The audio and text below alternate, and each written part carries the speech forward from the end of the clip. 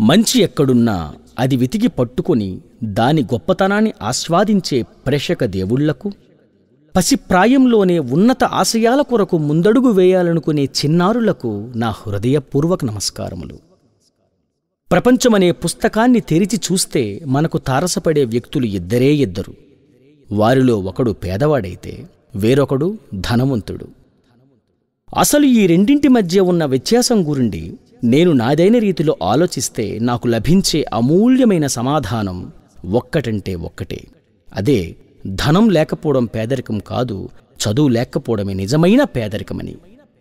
అయితే నేను చిత్రీకరించిన ఈ సినిమాలో మీరనుకున్నట్లు డాన్సులుండవు, ఫైట్లుండవు, ఆఖరికి ఒక్క సుమో కూడా గాలిలో ఎగరదు.